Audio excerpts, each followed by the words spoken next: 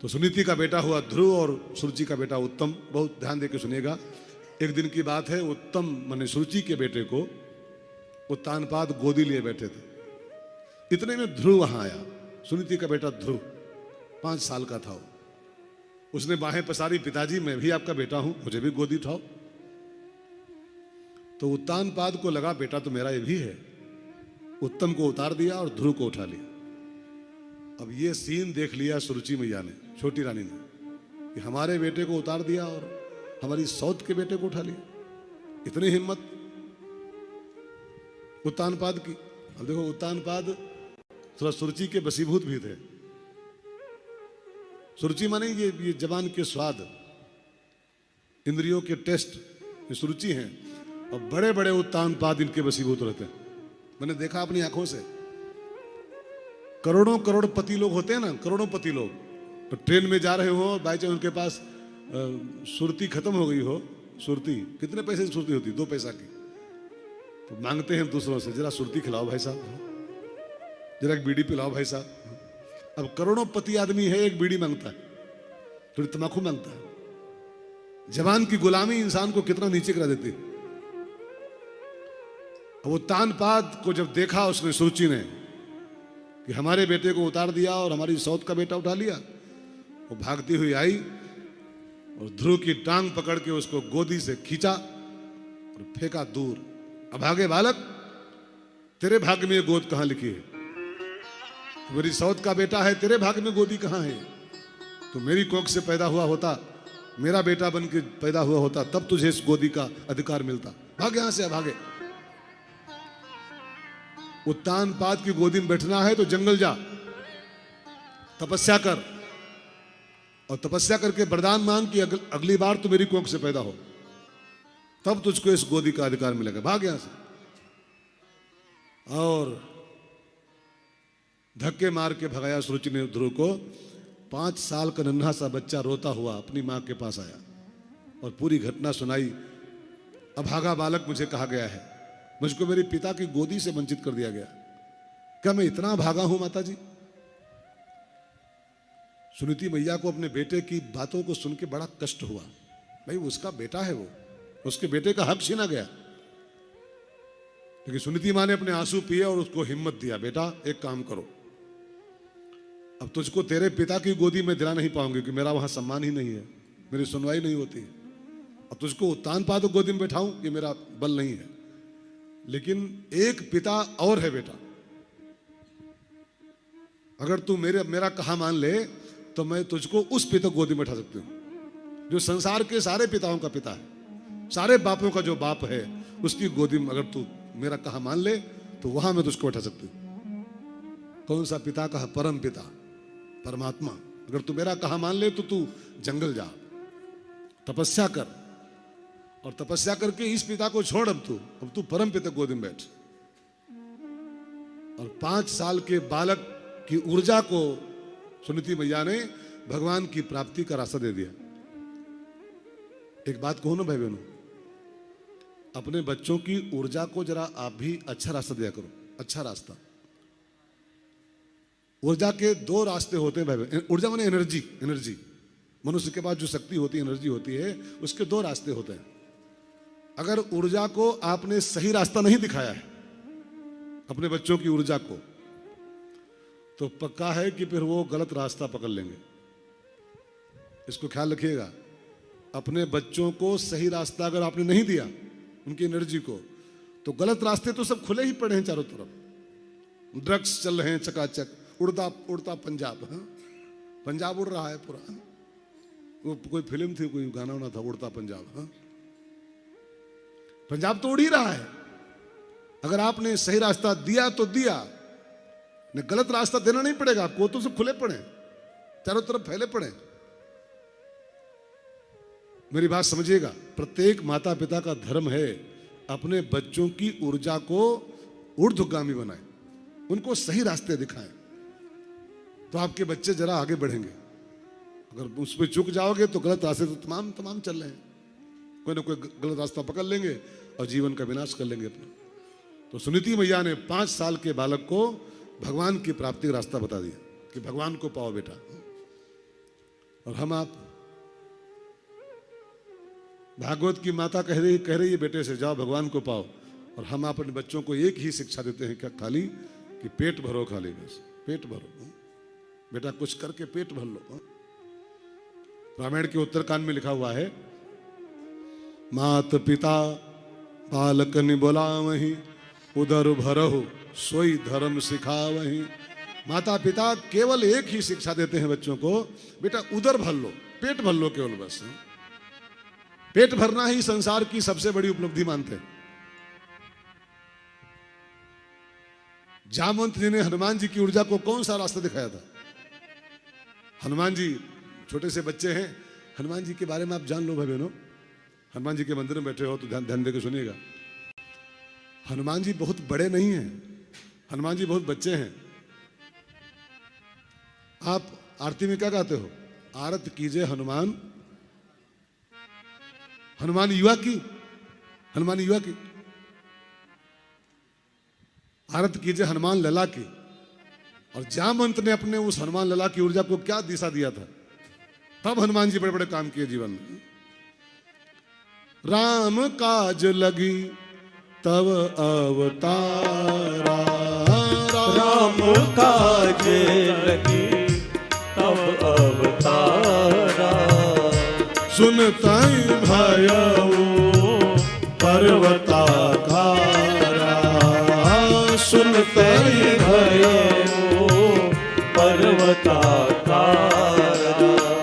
गवन सुकाज कठिन जग माही, कवन सुकाज कठिन जग माही। जो नहीं होए तात तुम पाही, जो नहीं होए तात तुम पाही। जामवंत ने हनुमान लला के उस ऊर्जा को अच्छा रास्ता दिखा दिया और बड़ा भारी काम उनके हाथों हो गया। अपने बच्चों को आप भी अच्छी दिशा बताओ, अच्छा मैसेज दो, उनकी ऊर्जा को अच्छी राह बताओ, तब आपके बच्चे अच्छे बनेंगे। और खाली पेट भरना सिखाओगे, बेटा सब कुछ बस सब कुछ यही है, कमाओ खाओ कमाओ खाओ, तो फिर तो क्या उनसे होगा राम जानते हैं। तो सुनीति मैया ने अपने 5 साल के बालक को रास्ता दे दिया, जा तू तपस्या कर, भगवान को पाने की प्रयास कर। भगवान गोदी में बैठ के दिखा। ये पिता तो झूठा पिता है, सच्चे पिता परमात्मा है। एक बात आप ध्यान देकर सुना मित्रों, ये पिता जो होते हैं ना, ये वाले पिता संसार वाले, ये सब खाली देह के पिता होते हैं। सच्चे पिता तो हम सबके परमात्मा ही होते हैं। इंसान को सच्चे पिता को पाने का प्रयास करना चाहिए। अब 5 साल का बालक अपनी माँ का आदेश लेकर के, माँ का आशीर्वाद लेकर के और चला है जंगल की ओर भगवान को पाने के लिए। और जानते हैं भाई बहनों, जब वो घर से बाहर पांव निकाल रहा था जंगल की ओर जाने के लिए, तो उसने घर के बाहर पांव निकालने के पहले एक प्रण किया। ध्रुव ने, जरा उसका प्रण देखिए क्या बढ़िया है। प्रण किया, देहम व पातयामी कार्यम व सिद्धयामी। या तो भगवान की गोदी में बैठूंगा और नहीं तो अपने प्राण वहीं छोड़ दूंगा, दो में से एक काम। दृढ़ संकल्प के साथ ध्रुव भैया ने घर के बाहर पांव निकाला। भगवान को पाने की ये बहुत बड़ी शर्त है। अगर जिसको भगवान को पाना हो, उसके लिए बहुत बड़ी शर्त है कि आपको भगवान को पाने का संकल्प दृढ़ होना चाहिए। पहले हमको आपको ईश्वर क्यों नहीं मिल पा रहा है, उसका बहुत बड़ा कारण एक भी है, हमारा आपका संकल्प बड़ा ढुलमुल है। ढुलमुल, मिली हैं कि ना मिली हैं, मिलेंगे कि नहीं मिलेंगे, क्या पता मिलें कि ना मिलें, मिलें कि ना मिलें, ये डाउटफुल जीवन हमारा आपका है। डाउटफुल, संदेहात्मक जीवन ही भगवान की प्राप्ति में बाधा है। मैं आपको एक प्रसंग सुनाऊं, 1 मिनट ध्यान देकर सुनिएगा।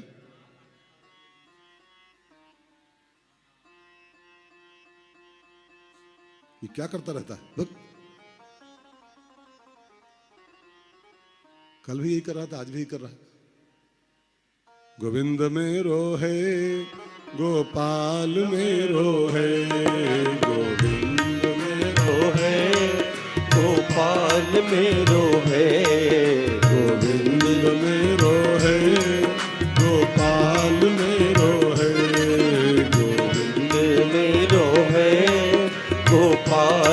मेरो है। श्री राधा रमण नंदलाल मेरो है। श्री राधा रमण नंदलाल मेरो है। श्री बाके बिहारी गोपाल मेरो है। श्री बाके बिहारी गोपाल मेरो है। गोविंद मेरो है। जय हो। गोपाल मेरो है। गोविंद मेरो है। गोपाल मेरो है। गोविंद मेरो है। गोपाल मेरो है। गोविंद मेरो है।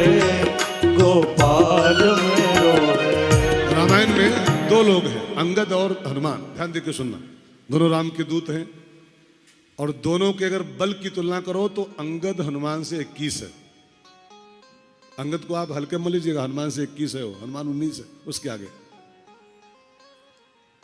लेकिन अंगद फेल हो रहा है उस लक्ष्य पर। अंगद कहाँ जाऊं मैं पारा, जिये संशय कुछ फिरती बारा, मैं नहीं सफल हो पाऊंगा। और हनुमान जी वो काम करके आ गए, बहुत बड़ा काम था। अब अंगद हनुमान में अगर कमी ढूंढो आप कि कौन सी कमी थी कि अंगद 21 होने के बाद भी विफल हो रहा है और हनुमान जी उससे 19 से तभी सफल हो गए। उसका एक ही कारण केवल है, अंगद का डाउट। मोही कहा है, जिये संशय कछु, जिये संशय कछु। जो अंगद का वो संशय है, डाउट है सक्सेस में, वही उसकी विफलता का कारण है। और हनुमान जी जो सफल हुए उसका एक ही कारण केवल है, हो ही काज, काम होगा, काम होगा। कैसे नहीं होगा? हम पूरे कॉन्फिडेंस से काम शुरू करें। मैंने कहीं इंग्लिश में कहावत पढ़ी थी, well begun is half done.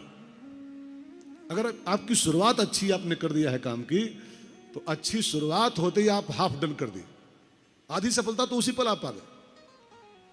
हमारा जब बिगन अच्छा नहीं होता है, डाउटफुल बिगन करते हैं, होई कि ना होई, कर मिली कि न कर मिली, तो फिर रह जाओगे, फिर रह जाओगे। ध्रुव भैया की सफलता, 5 साल का बालक सक्सेसफुल हो गया, इतना बड़ा लक्ष्य पा लिया उसने जीवन का। उसकी सफलता का एक राज ये भी है, उसने घर के बाहर पांव निकालने के पहले प्रण किया था, देहम व पातयामी और कार्यम व सिद्धयामी। या तो सक्सेसफुल होकर लौटूंगा, नहीं तो वहीं मर जाऊंगा जंगल में। इतना कड़ा संकल्प करो जीवन में। झोली भर के जाऊंगा या मर के जाऊंगा, मैं तेरे दर पे आया हूं, कुछ करके जाऊंगा। लैला मजनू की कवाली थी। हा? मैं तेरे दर पे आया हूं, कुछ करके जाऊंगा, झोली भर के जाऊंगा या मर के जाऊंगा। मैं तेरे घर पे आया हूँ, कुछ करके जाऊंगा, झोली भर के जाऊंगा या मर के जाऊंगा। मैं तेरे घर पे आया हूँ।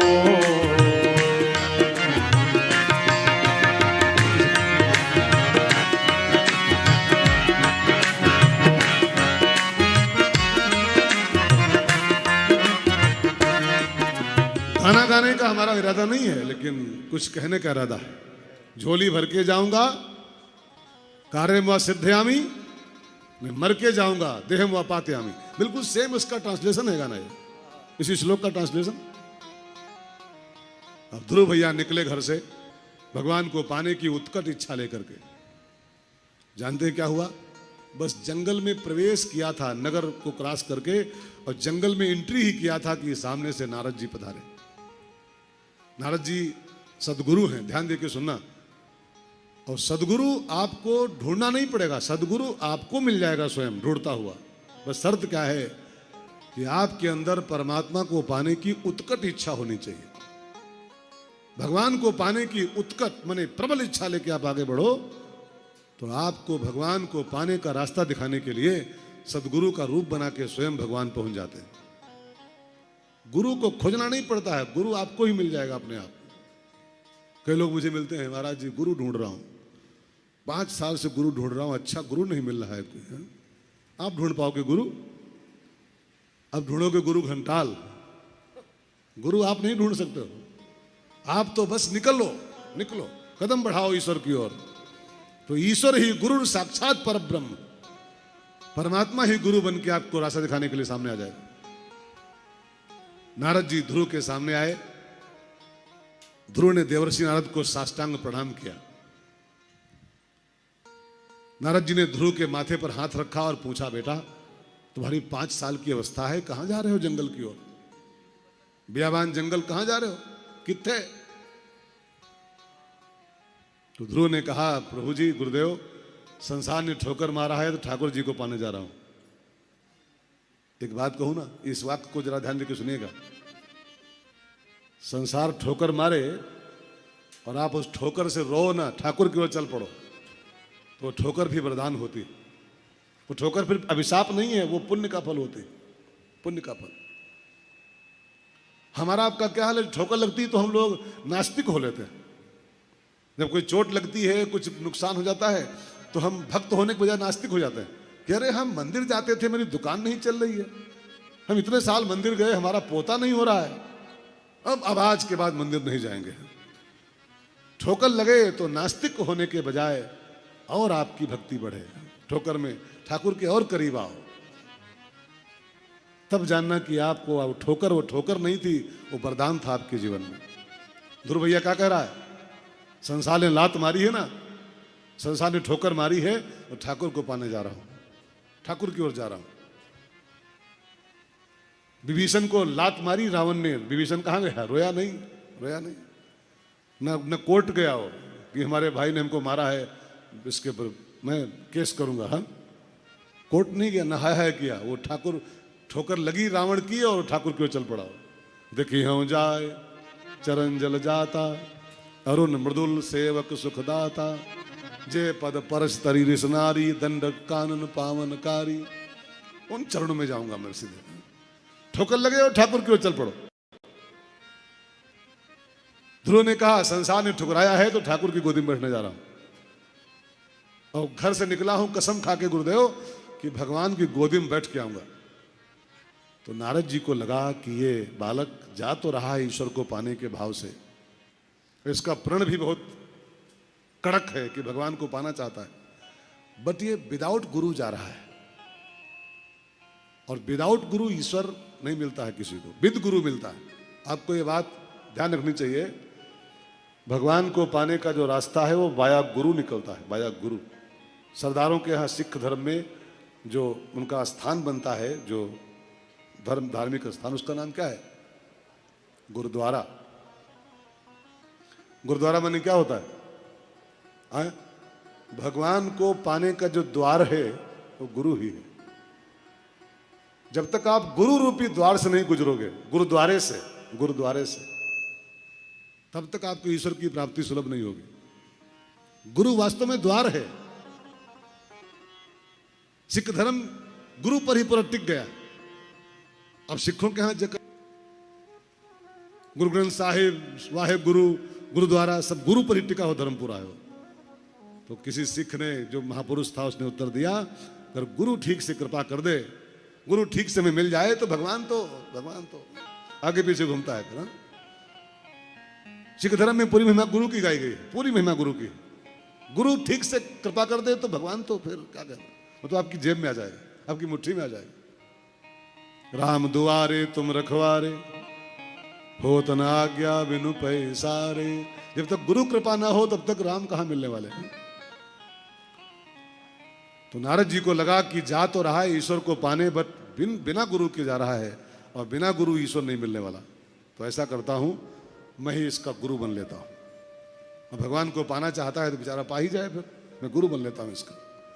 अच्छा चेला मिल गया है तो गुरु बन लूं इसका। अच्छा चेला मिलना भी बड़ा भाग्य होता है भाई बहनों। एक बात ध्यान देकर सुनिएगा, शिष्य को अच्छा गुरु मिल जाए ये शिष्य का भाग्य है, लेकिन गुरु को अच्छा शिष्य मिल जाए ये गुरु का भाग्य होता है।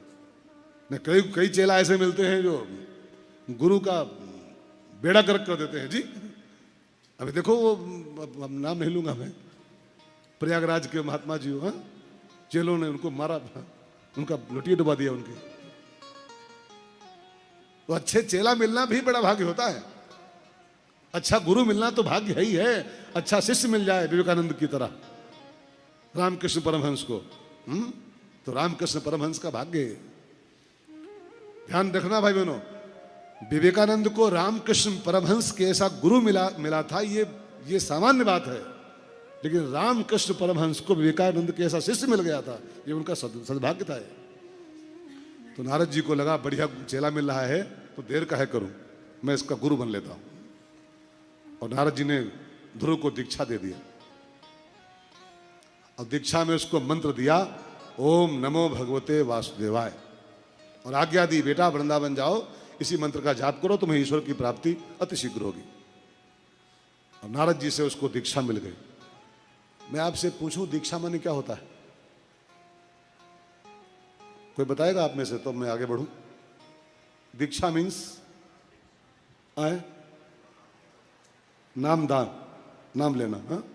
नाम देना। और कोई बताएगा? रास्ता दिखाना। वाह। और कोई बताएगा? दीक्षा मीन्स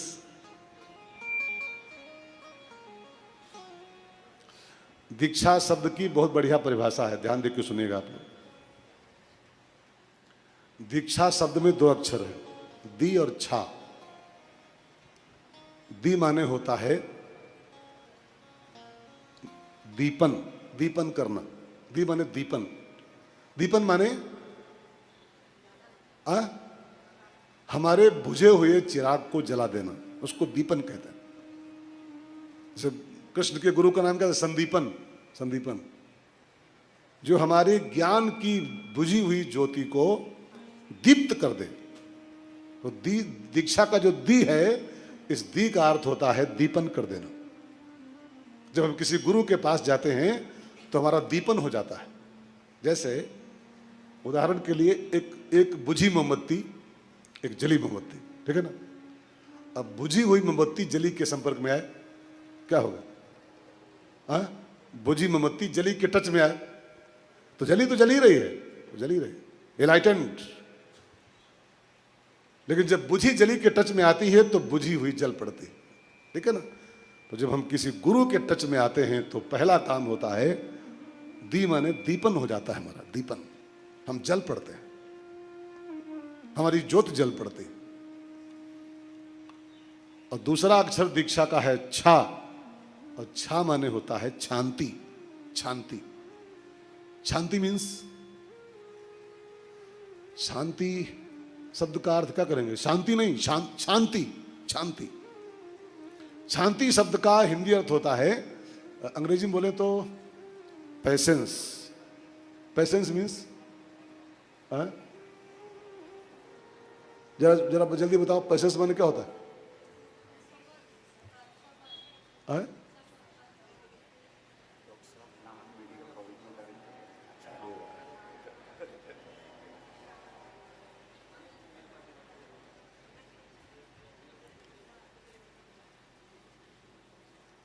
प्लीज जरा शब्दों पर गौर करो।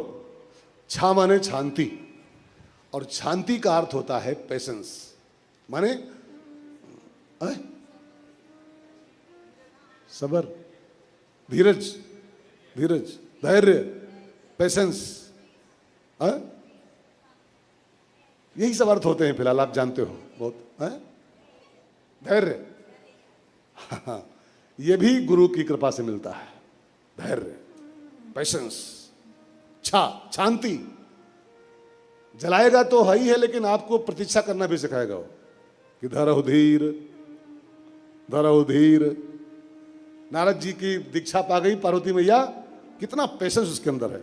जन्म कोटि लग, ये पेशेंस है, ये शांति है, प्रतीक्षा की शांति।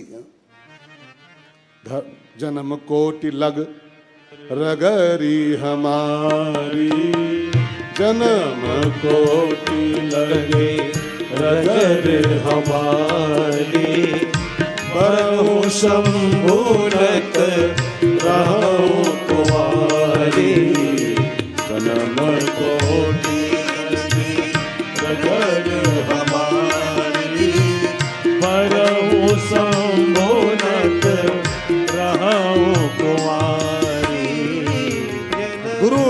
काम करता है, दी और छा। दी माने हमको दीप्त कर देना, हमको प्रकाशित कर देना, हमारा मार्ग जगमगा देना। अस्तो मां सदगमय तमसो मां ज्योतिर्गमय। और दूसरी चीज गुरु करता है छा माने हमको इतना धैर्य से भर देता, हमारा उतावलापन खत्म कर देता है, उतावलापन। और एक बात आप बहुत ध्यान देकर सुनना भाई बहनों, आगे से पीछे तक, भगवान की प्राप्ति में, भगवत प्राप्ति में जो सबसे जरूरी चीज होती है वो प्रकाश तो होती है, लेकिन दूसरा जो आवश्यक आइटम चाहिए वो शांति चाहिए आपके अंदर, बहुत धैर्य चाहिए, बहुत धैर्य। भक्ति का मार्ग धैर्य का मार्ग है। सबरी मैया कितने हजार साल धैर्य धारण की हो, 10,000 साल। उसने गुरुदेव ने कहा था तेरी कुटिया पर राम जी आएंगे, लेकिन ये नहीं कहा था कब तक आएंगे। आप जानते हैं सबरी माँ 10,000 साल प्रतीक्षा की थी। अहिल्या माता पत्थर बनी पड़ी रही, हजारों साल बाद राम जी आए, हजारों साल उसको हो गए, लेकिन उसकी शांति भंग नहीं हुई। शांति माने पेशेंस। वो घबराई नहीं कि यार 500 साल हो गए, 200 साल हो गए, अभी तक ईश्वर नहीं आए। एक मैंने कहानी कहीं पढ़ी थी, कुछ कुछ याद है, बचपन में पढ़ा था मैंने छोटे पर। तो दो महात्मा, एक ध्यान देकर सुनना, दो महात्मा एक बिरवा के नीचे बैठे तपस्या कर रहे थे, एक वृक्ष के नीचे। नारद जी गुजरे, तो नारद जी से उन महात्माओं ने पूछा भगवान कब तक मिलेंगे? तो कहा मैं जा रहा हूं, भगवान से पूछ के आता हूं, पूछ के आता हूं। वापस आए पूछ के, तो फिर पूछा महात्माओं ने भगवान से मिलके आए हो, कब तक मिलेंगे हम लोगों को? तो नारद जी ने कहा भगवान ने कहा है जिस वृक्ष के नीचे वो दोनों बैठे हैं, जितने पत्ते हैं उस पेड़ में, उतने 1000 साल के बाद मिलूंगा मैं। जितने पत्ते हैं पेड़ में गिन लो, उतने 1000 साल के बाद मिलूंगा। अब एक महात्मा तो जो सुना कि वो इतने 1000 साल बाद, बुढ़िया बिस्तरा बांधा और निकल लिया,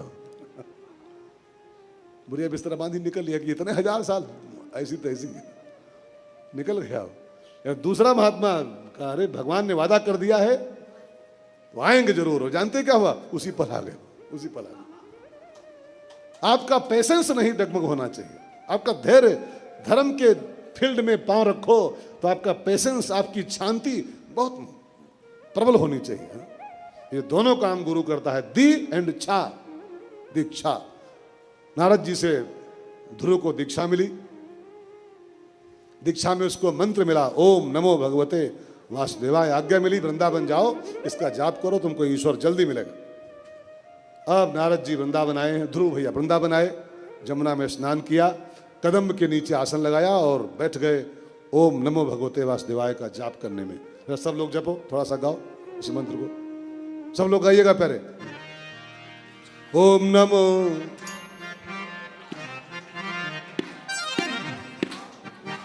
हमको गाने की जरूरत नहीं है, हमारे श्रोता सब मस्त हो गए।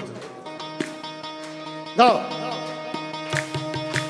ओम नमो भगवते वासुदेवाय, ओम नमो भगवते वासुदेवाय, ओम नमो भगवते वासुदेवाय, ओम नमो भगवते वासुदेवाय। वासुदेवाय रामचंद्राय, वासुदेवाय रामचंद्राय, वासुदेवाय रामचंद्राय, वासुदेवाय रामचंद्राय। ओम नमो भगवते वासुदेवाय, ओम नमो भगवते वासुदेवाय, ओम नमो भगवते वासुदेवाय, ओम नमो भगवते वासुदेवाय। वासुदेवाय कृष्णचंद्राय, वासुदेवाय कृष्णचंद्राय, वासुदेवाय कृष्णचंद्राय, वासुदेवाय कृष्णचंद्राय। ओम नमो भगवते वासुदेवाय, ओम नमो भगवते वासुदेवाय, ओम नमो भगवते वासुदेवाय, ओम नमो भगवते वासुदेवाय। 12 अक्षर का मंत्र ध्रुव को मिला, इसी का जाप करना शुरू किया।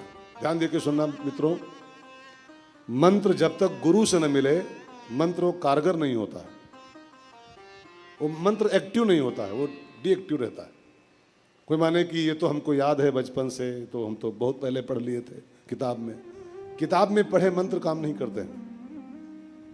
जब तक वो गुरु से नहीं मिलता है, भले वो राम का नाम ही मिल जाए, भले गुरु अपने मुंह से राम ही कह दे। कबीरदास को क्या मिला था? गुरु से राम मिला था खाली बस, और कबीरदास को दो गुरु के मुंह से राम मिल गया, उनके लिए महामंत्र हो गया, महामंत्र। वैसे राम राम कितना लोग करते हैं, कितना करते हैं, है ना? किताबों से पढ़ लो राम राम, हर जगह लिखा हुआ है, ये मंत्र हर जगह लिखे हुए हैं किताबों में। लेकिन जब तक गुरु से न मिले मंत्र एक्टिव नहीं होते, चेतन नहीं होते। किताब से पढ़े मंत्र जड़ होते हैं। जड़ मीन्स, जड़ माने पत्थर की मूर्ति खाली बस, जड़। जब किसी गुरु से मिलते हैं तो उसमें चेतनता आती है, तब उसमें गुरु का पावर मिलता है, गुरु की साधना मिलती है उसमें, और तब वो मंत्र काम करना शुरू करता है। तो नारद जी को मंत्र मिला और उसका जाप करना शुरू किया वृंदावन में। और जानते हैं भाई बहनों, 5 महीना बीते, 6ठे महीने की शुरुआत ही हुई थी, भगवान दर्शन देने आ गए। तो किसी ने भगवान से पूछा, ये क्या लफड़ा है भाई साहब? आपने गीता में कहा है बहु नाम जन्मना मनते, जन्म जन्म मुन जतन कराही। कई जन्मों के बाद मेरी प्राप्ति होती है, कई युग लगते संभवामी युगे युगे। और ये तो 6ठा महीना शुरू हुआ है, आप आ गए, ये क्या लफड़ा? कोई घूस लिए हो क्या इससे? कौन सी इसमें खास बात है कि आप 6ठे महीने में आके दर्शन देने? तो भगवान ने कहा ध्रुव बालक है, और बालक बन के भजन करो तो 6 महीना पर्याप्त है। इसको ध्यान देकर सुनिएगा, इस वाक्य को। बालक बन के भजन करो तो आपको भगवान की प्राप्ति विदिन 6 मंथ आज भी हो सकती है। बस शर्त क्या है कि आप बालक बन के राम राम करो, भजन करो। हम आप जरा बड़े बन लेते हैं, जरा चतुर बन लेते हैं, जरा सयाने बन लेते हैं, सयाने। और सयाने बन के भजन करोगे तो आपका भजन सब विफल हो जाएगा। फिर माला फेरत जुग गया, जुग गया। फिर चाहे लाखों साल माला फेरते रहो, परिणाम नहीं आएगा। परिणाम पाना चाहते हो तो बालक बनो पहले। बालक माने क्या होता है? आए? नादान, अज्ञानी। वाह वाह बहने, बहने बहुत होशियार हैं। अब मैं आपको बालक की परिभाषा बताऊंगा एक नई, आज नई। बालक में 3 अक्षर होते हैं। मैं सभी आजकल खोज रहा हूं नए नए शब्द। मैं लग गया हूं मिशन में, अब हर अक्षर को, हर शब्द को अलग अर्थ दूंगा एक। बालक में 3 अक्षर है। मैंने अभी आज दोपहर में ही खोजा इसको। आप सो रहे होंगे, रोटी खा के मैं जाग रहा था उस समय, और फिर इसको खोज के तब मैं थोड़ा लेटा हूं, सो गया आधा घंटा। बालक माने, ध्यान दे के सुनना, बालक में 3 अक्षर हैं, बा प्लस ल प्लस क। अर्थ निकालो, बहुत सावधानी सुनिएगा। ये बन जाओ, उसके बाद माला उठाओ तो आपको 6 महीने में ठाकुर जी मिलेंगे, गारंटी, विदिन 6 मंथ। बालक का बा अक्षर जो है, बा, इस बा का अर्थ होता है बादशाह। बादशाह, बा माने बादशाह। तो भजन करने की पहली विधि है कि आप बिल्कुल बादशाह की तरह भजन करो, चिरकुट बन के नहीं। बादशाह माने राज्य करने वाला, अपनी इंद्रियों पर, अपनी वासनाओं पर, अपने विकारों पर आपकी बादशाहत हो जाए। विकार भरे हैं, विकार हावी हैं और माला कर रहे हो, विकार आप पर राज्य कर रहे हैं, विकार आपके बादशाह बने बैठे हैं, और आप माला करते जाओगे तो कुछ हाथ नहीं आएगा, कुछ हाथ नहीं आएगा। पहले अपने विकारों का बादशाह बनो, अपनी इंद्रियों पर राज्य करो पहले। बा माने बादशाह, और बादशाह के मन का बादशाह, विकारों का बादशाह, अपने इंद्रियों पर बादशाहत करो अपनी। स्वामी राम सुखदास जी ने एक बड़ी बढ़िया बात कही थी। प्यारे महात्मा हुए हैं स्वामी जी, उन्होंने कहा था कि साधक को साधना का फल तब मिलेगा, बहुत ध्यान देना भाई बहनों, साधक को साधना का फल तब मिलेगा जब वो साधना तो करे ही, लेकिन साथ ही साथ उसके जो जीवन में असाधन तत्व हैं, जो विकार तत्व हैं, उन पर उसका कंट्रोल हो पहले। अब विकारों पर कंट्रोल नहीं है, विकार आप पर हावी हैं, दुर्गुण आप पर हावी हैं, काम आप पर हावी है, क्रोध आप पर हावी है, और साधन करते रहो, वो साधन सफल नहीं होगा, सफल नहीं। तो पहली चीज करो, आप बालक बनने की पहली शर्त है आप बादशाह बनो पहले। भगवान कहते हैं मैं क्या, एक बड़ा बढ़िया श्लोक है वेदों में, न अयम आत्मा बलहीनेन लभ्या। जो परम तत्व है ना, वो चिरकुटों को नहीं प्राप्त होता है, जो बलहीन है, दीनहीन, उनको नहीं मिलता है वो। बादशाह बनो पहले, बादशाह। हमारे देश में एक संत हुआ है पाकिस्तान में, पाकिस्तान के महात्मा थे, उनका नाम था स्वामी राम तीर्थ, स्वामी राम, लाहौर के थे, पाकिस्तान बने, आजकल पाकिस्तान में, पहले पंजाब में था वो। लाहौर के महात्मा थे, पंजाबी महात्मा। उन्होंने कहा था बादशाह राम, अपने को राम तीर्थ नहीं कहते, बादशाह राम कहते थे, बादशाह राम, आई एम बादशाह राम। जो बादशाह की तरह जीवन जीता है, शहंशाह की तरह। बादशाह माने जाको कछु न चाहिए सोई शहंशाह, जाको कछु न चाहिए। तो बालक का मैं बहुत लंबी व्याख्या नहीं करूंगा, आप अपने आप जोड़ लीजिएगा। हाँ, बादशाह बन के करो भजन। नंबर 2, दूसरा अक्षर क्या है जी बालक का? ला। ला माने होता है जिसका लक्ष्य में, लक्ष्य लक्ष्य के प्रति जिसका बहुत अटूट लगाव हो, लक्ष्य के प्रति अखंड लगाव जिसका हो, उसको बालक कहते हैं। देहम व पातयामी कार्यम व सिद्धयामी। लक्ष्य के प्रति लगाव। और तीसरा अक्षर है क माने होता है कपट रहित, कपट रहित। जो कपट से बिल्कुल मुक्त है, उसको, जो छल कपट से, अहंकार से बिल्कुल निखालिस मुक्त है, उसको ईश्वर की प्राप्ति होती है।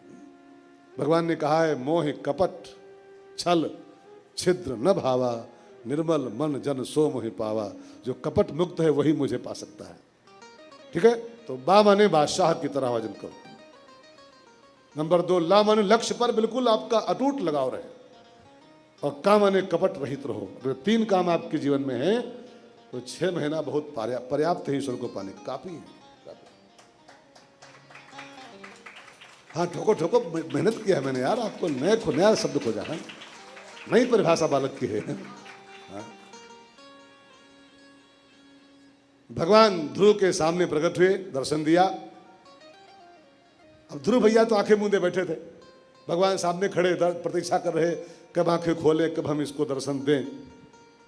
एक बात कहूं, ध्रुव का जरा भाग्य देखो, भक्त प्रतीक्षा करते हैं कब पर्दा खोले, कब हम भगवान को देखें, है ना? भक्त प्रतीक्षा करते हैं कब पर्दा खोले, कब हम इनको देखें। अब यहां देखिए उल्टा हो रहा है, भगवान सामने खड़ा प्रतीक्षा कर रहा है कब आंखें खोले और कब मैं इसको दर्शन दूं, कब दर्शन दूं। कितनी उच्च कोट की भक्ति इसकी है ध्रुव की। भगवान खड़े वेट कर रहे हैं ध्रुव के सामने। अब ध्रुव भैया की आंखें खुली, क्या देखता है? नील सरोरुह नील मणि, नील नीरधर श्याम, लाजहि तनु शोभा निरखी, कोटि कोटि सतकाम।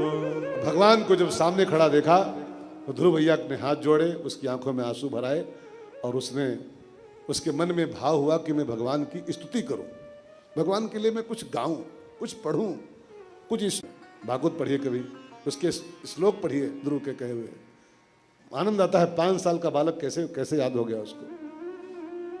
प्रणाम नमो भगवते, हे ठाकुर जी, सारा संसार तुमको हाथ जोड़ के प्रणाम करता है, माथा झुकाता है चरणों में, लेकिन मैं आपको प्राणान नमो, प्राणों से प्रणाम करता हूँ। यो अंतः प्रविश्य मम वाच मिमाम, हमारे भीतर प्रवेश करके आपने मेरी वाणी को जगह दिया है, मैं आपको प्राणों से प्रणाम कर रहा हूँ। फिर तो इसके बाद ध्रुव भैया को भगवान ने गोदी में उठाया, जैसे एक बाप बेटे को दुलार करता है, अपने ध्रुव को दुलार किया प्रभु ने। और फिर कहा बेटा अब ये काम करोगे? क्या? ध्रुव ने कहा क्या गया है ठाकुर जी? कहा मैंने तुम्हारी इच्छा पूरी कर दिया। तुम्हारी इच्छा थी कि भगवान गोदी में बैठूं, परम पिता गोदी में बैठूं, मैंने आपकी इच्छा पूरी कर दिया। अब आपको मेरी इच्छा पूरी करनी है बेटा। तुम्हारी इच्छा मैंने पूरी कर दिया, अब मेरी इच्छा तुम पूरी करो। कहा क्या इच्छा आपकी है?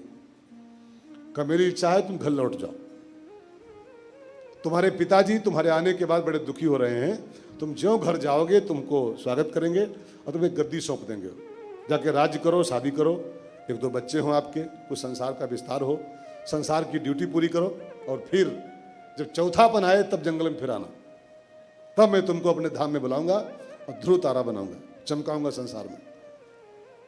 भगवान अपने मुंह से कह रहे हैं लौट जाओ घर, ड्यूटी निभाओ अपनी। भगवान किसी से नहीं कहते हैं कि तुम अयोध्या भाग जाओ, हरिद्वार भाग जाओ। जब बानर लोग राम जी की सेवा पूरी कर दिए तो राम जी उनसे भी बोले थे, अब गृह जाओ सखा सब, निज निज ग्रह अब तुम सब जाहू, अपने अपने घर जाओ तुम लोग, अपनी ड्यूटी निभाओ, मेरा भजन करते रहो। कोई भी किताब, कोई भी शास्त्र नहीं कहता कि आप घर छोड़ो, लाइबिलिटी छोड़ दो, सब परिवार छोड़ दो, जाके हरिद्वार में धुनी रमाओ, कोई नहीं कहता। और जो शास्त्र कहता हो वो शास्त्र शास्त्री नहीं है, बकवास है, बकवास। शास्त्र यही कहता अपनी ड्यूटी करो, कर्तव्य करो। गीता आपने पढ़ी है, गीता में अर्जुन भागना चाहता था ड्यूटी से, वो भागना चाह रहा था, मैं भाग जाऊंगा, मैं संन्यास ले लूंगा, मैं भीख मांग लूंगा, मैं ये कर लूंगा, मैं भिक्षा में से खा लूंगा। भगवान ने उससे क्या कहा है, नहीं नहीं नहीं चलेगा ये, मेरी आज्ञा नहीं है कि आप भाग जाओ भिक्षा मांग के खाओ के जाकर के। मेरी आज्ञा है माम अनुस्मर युद्ध चा, अपना युद्ध करो, अपने फर्ज पूरे करो। अब देखिए यहां भगवान ध्रुव को आज्ञा दे रहे हैं गोदी में लेने के बाद में, घर जाओ, राज्य करो, शादी करो, कुछ अपने फर्ज पूरे करो, तब फिर दोबारा आना चौथेपन में।